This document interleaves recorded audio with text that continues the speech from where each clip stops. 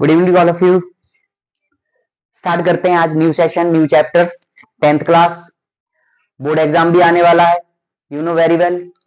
तो चैप्टर है हमारा इलेक्ट्रिसिटी। इलेक्ट्रिसिटी मींस समझ जाइए भाई, करंट की बात होने वाली है, वोल्ट मीटर की बात होने वाली है, अमीटर की बात होने वाली है, ठीक है, रेजिस्टर की बात होने वाली है, रेजिस्टेंस की बात होने वाली है।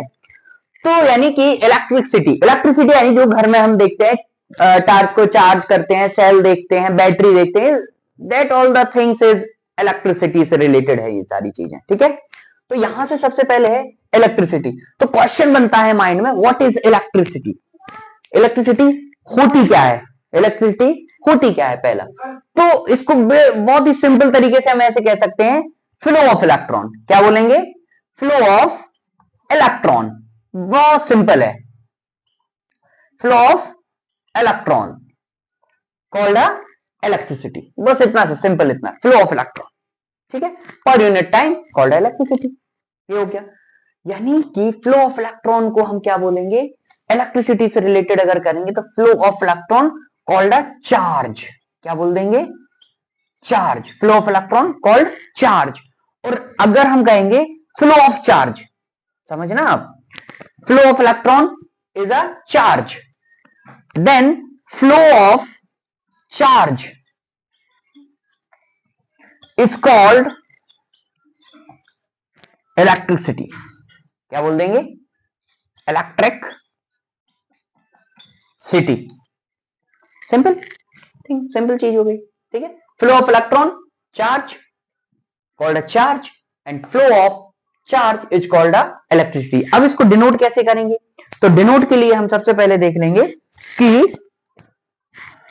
सबसे पहले देखेंगे फ्लो ऑफ इलेक्ट्रॉन, यानी कि इलेक्ट्रिसिटी को कैसे डिनोट करेंगे? इसको हम किससे डिनोट करेंगे? आई से। इलेक्ट्रिसिटी यानी आई, इलेक्ट्रिसिटी आप कहोगे ई से स्टार्ट हो रहा, आई क्यों? आई से ही डिनोट करते हैं। आई मतलब कि करंट। क्या बोलते हैं इसको? करंट, यानी इलेक्ट्रिक करंट, ठीक है, इलेक्ट्रिक करंट। यानी कि ये हुआ इलेक्ट्रिक करंट। देन इसके बाद अगर हम कहेंगे Q, Q is a charge. Q क्या है? Charge. Then T is a time. Very simple. तो I is equal to Q upon T. Formula बन गया। आई यानी electricity, flow of charge per unit time, formula बन गया ये। अब आई की ऐसा यूनिट क्या होगी? इसे एम्पियर। क्या होगी? एम्पियर, ठीक है, एम्पियर। क्यू का क्या होगा? कुलाम। क्या होता? कुलाम, ठीक है। टी का क्या होगा? सेकंड ले लेंगे टाइम। इतना क्लियर है। देन अब हम स्टार्ट करते हैं इसके बाद कि फ्लो ऑफ इलेक्ट्रॉन, मतलब कि अगर ये चार्ज है, 1 कूलाम चार्ज है। कितना है? 1 कूलाम चार्ज। 1 कूलाम अगर चार्ज है तो ये 1 कूलाम जो होता है वो होता है 6 into 10 to the power 18, 6 into 10 to the power 18 electron. कितना होता है? इलेक्ट्रॉन। अब भाई 1 इलेक्ट्रॉन में, यानी 1 इलेक्ट्रॉन में कितना चार्ज होगा? तो 1 इलेक्ट्रॉन में जो नेगेटिव चार्ज होता है वो होता है 1.6 10 टू दी पावर -19 कूलाम। इतना चार्ज होता है 1 इलेक्ट्रॉन में। और 1 कूलाम में कितने इलेक्ट्रॉन होंगे? 6 into 10 to the power 18 electron. अब काउंट कर सकते हो, यानी 18 10 टू दी पावर 18 इलेक्ट्रॉन कितना हो सकता है? तो इलेक्ट्रॉन बहुत छोटी चीज होती है, यू नो वेरी वेल। तो इतना सारा कुछ ये होता है। यहां तक सिंपल है, बिल्कुल बेसिक है। अब इसके बाद हम स्टार्ट करते हैं छोटा सा ओम्स लॉ। आपने सुना भी होगा ओम्स लॉ क्या होता है। तो ओम्स लॉ क्या होता है? Ohm's law, Ohm's law, Ohm's law में सबसे पहले जो आता है वो आता है वी। वी मतलब क्या है? वी मतलब होता है पोटेंशियल डिफरेंस। क्या होता है? Potential difference.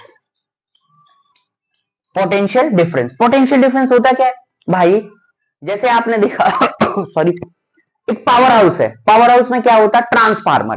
ट्रांसफार्मर के अंदर कितना चार्ज होता है? बहुत ज्यादा। बट हमारे घरों में कितना आता है? 220 वोल्ट।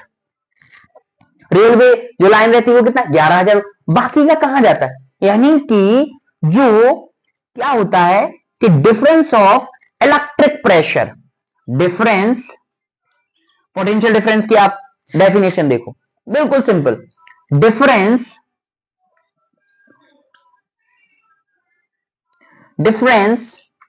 ऑफ इलेक्ट्रिक प्रेशर मतलब कि एक कंडक्टर है, एक एंड से दूसरे एंड पे जो इलेक्ट्रिक प्रेशर का डिफरेंस यानी करंट का डिफरेंस होगा।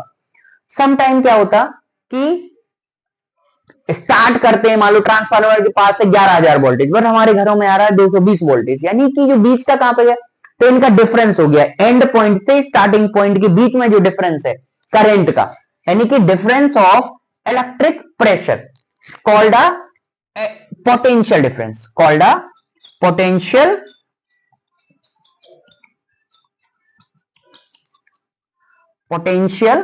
डिफरेंस। समझ आ गया? इतना क्लियर है? ओम्स लॉ को प्रूव करते हैं। फिर ओम्स लॉ कैसे प्रूफ होगा? एक्चुअल में क्या होता, जो ओम्स लॉ है इसमें क्या है, V potential difference is directly proportional to I। अब आप समझे, डायरेक्टली प्रोपोर्शनल, अगर ये बढ़ेगा पोटेंशियल डिफरेंस बढ़ेगा तो करंट बढ़ेगा, करंट कम होगा तो पोटेंशियल डिफरेंस कम होगा, यानी एक के बढ़ने से दूसरा बढ़ जाना कॉल्ड अ डायरेक्टली प्रोपोर्शनल। अब डायरेक्टली प्रोपोर्शनल में सबसे पहले क्या होगा, इसमें सबसे पहले होगा कि भाई V के बाद अगर हम इसको इस तरीके से लेंगे, अगर मैंने यहां पर ये लिया सपोज, तो यहां पर क्या आएगा, कुछ साइन आना चाहिए, इसको क्या कहते हैं, कांस्टेंट। क्या बोलेंगे? कांस्टेंट। तो कांस्टेंट क्या आएगा, तो V is equal to I R. R क्या हो गया यहां पे, प्रोपोर्शनैलिटी कांस्टेंट। क्या हो गया, कभी भी अगर प्रोपोर्शनैलिटी हटता है तो वहां पर कांस्टेंट वैल्यू आती, कोई ना कोई एक वैल्यू आएगी जो कांस्टेंट वैल्यू रहेगी, यानी कोई ना कोई साइन आएगा। तो यहां पर क्या आया, R, R is the constant value. क्या है, constant value. Okay, R is the constant value.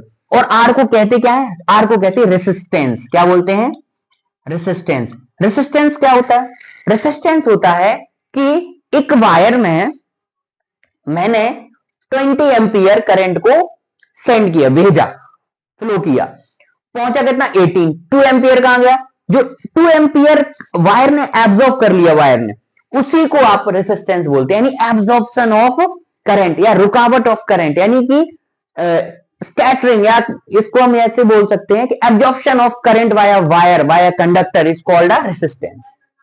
तो रेसिस्टेंस ये चीज होती है। रेसिस्टेंस की जो यूनिट होती है, आर की यूनिट जो होगी, ऐसा यूनिट, वो होती है ओम्स। क्या होती है, ओम। इसको हम कैसे डिनोट करते हैं, इस साइन से डिनोट कर सकते हैं। सिंपल, ये नीचे नहीं है, ये सिर्फ इतना है। इतना क्लियर है? अब इससे फॉर्मूला क्या बन सकता है, आप खुद, आप मैथ पढ़ी आपने तो फॉर्मूला बना सकते हो। V equal to I R, means I equal to क्या होगा, ये देखो मल्टीप्लाई में इधर आएगा, डिवाइड में हो जाएगा, नहीं, V अपॉन आर, यानी कि R इक्वल टू क्या होगा, ये डिवाइड में आ जाएगा, यानी कि V अपॉन आई। इस तरीके से ये फॉर्मूले आप खुद बना सकते हो, कुछ रटने की आपको जरूरत नहीं है। ये हो गया। अब इसमें फॉर्मूला, बोर्ड एग्जाम में अगर क्वेश्चन आए इससे, ओम्स लॉ से, आपके 2 मार्क्स का, 3 मार्क्स का आपका क्वेश्चन आता ही आता है। अब इसमें बड़े सिंपल तरीके से आपने सब कर लिया, कुछ नहीं। अब सपोज इस तरीके से आया कि एक वायर है, मान लो क्वेश्चन आपका बना कि एक बैटरी है, battery connect to wire with 20 volt. कितना है, वोल्ट आ गया, यानी पोटेंशियल डिफरेंस आ गया, यानी V की वैल्यू आ गई। अब एंड करंट फ्लो